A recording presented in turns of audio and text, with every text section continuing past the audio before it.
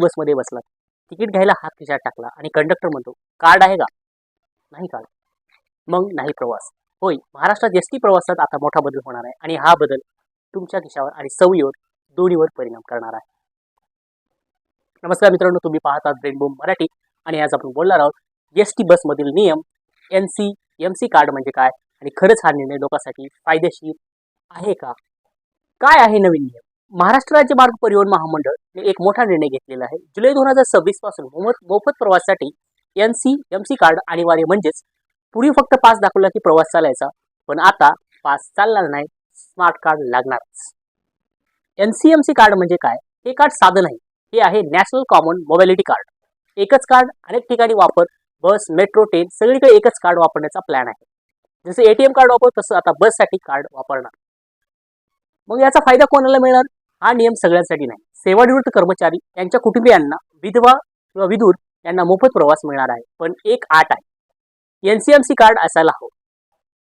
Card असेल तरच तुम्हाला यामध्ये प्रवास करता येणार आहे. तर यामधील आपल्याला सत्य काय? आता इथेच खरी गोष्ट आहे.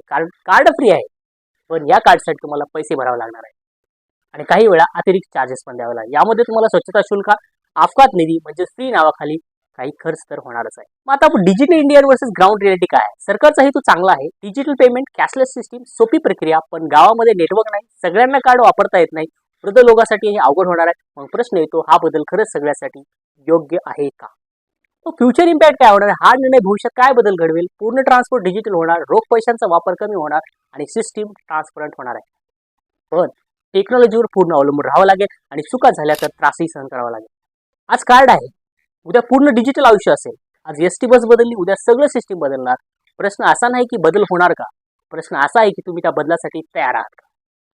जर तुम्हाला अशीच माहिती आणि दमदार विश्लेषण हवं असेल, व्हिडिओला लाईक करा, चॅनलला सबस्क्राईब करा आणि कमेंटमध्ये नक्की सांगा तुम्हाला हा निर्णय योग्य वाटतो का. मी आहे भरत आणि तुम्ही पाहतात ब्रेनबूम मराठी.